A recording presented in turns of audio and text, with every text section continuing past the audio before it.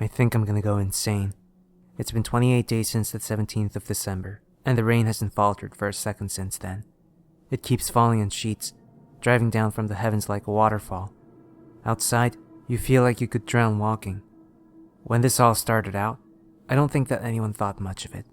I mean, this nightmare was just another winter storm then.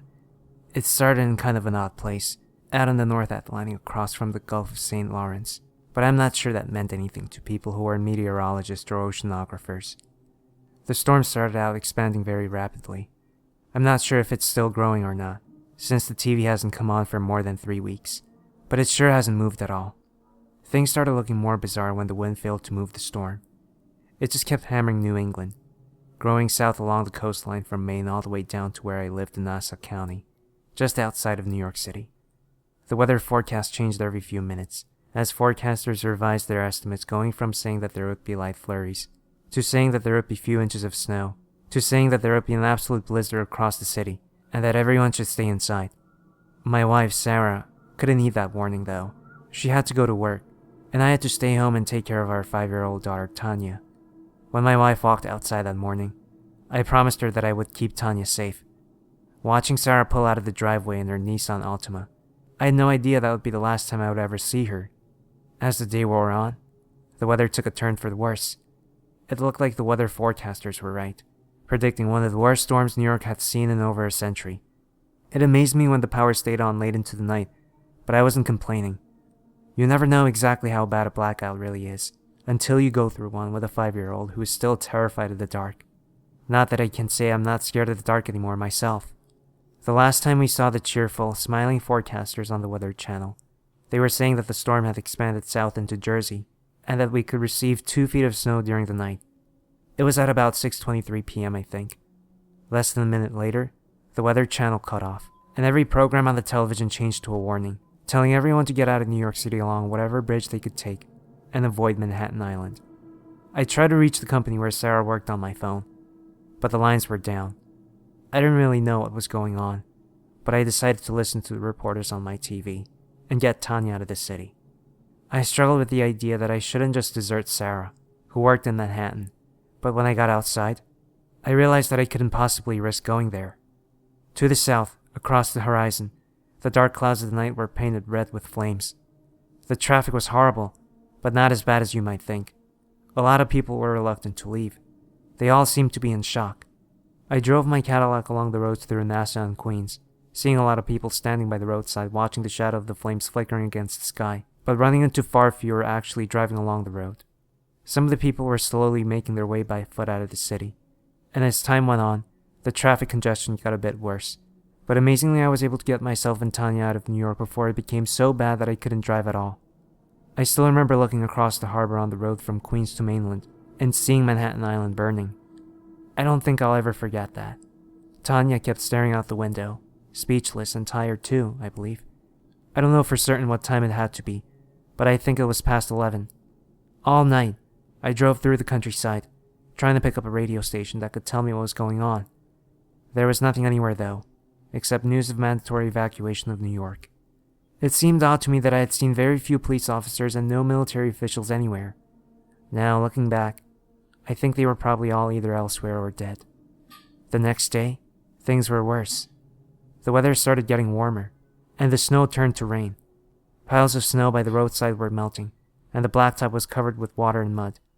The clouds kept getting darker as the day went on, and we ran into more and more traffic, coming from places all along coastal New England. The radio evacuation order was going out then to everyone from Massachusetts south to New Jersey. By the time that night fell, it was pretty hard to tell night from day. Tanya started asking me where her mother was, and I had to lie to her and tell her that Sarah was okay. Really, I was lying to myself too. I thought that maybe she was somewhere along the highway right now, safely in her silver Altima. I've no doubts now that she was already dead. We eventually had to pull off the road and go to sleep in our car. There were some strange sounds in the night around us, and my daughter kept waking up, scared that the monster she believed had been living under her bed in Nassau was there with us, living under the car. I told her that it was all just her imagination, but I couldn't help hearing the scratching on her undercarriage, or the occasional low purr coming from somewhere further out in the night. When the morning came, everything seemed well again. That is, until I go moving.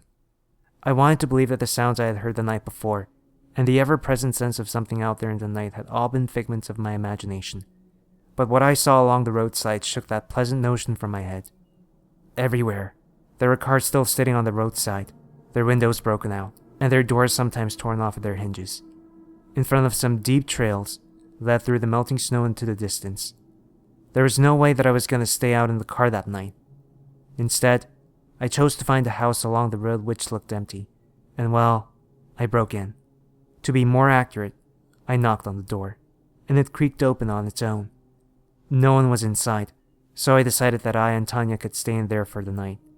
The door locked safely and securely behind us, and we seemed to be safe. We've been in that house ever since. At first, we stayed in the upper part of the house, but as the nights and the days grew together into one dark pitch-black blur, we decided that the basement was probably safer. Just in time, too. Soon after we went down to the basement, I heard something break down the front door and crash around in the upper part of the building, toppling tables and knocking over the television. Time passed slowly, eternally dragging on. The temperature kept getting warmer and warmer, until it began to feel more like the middle of summer than the middle of winter.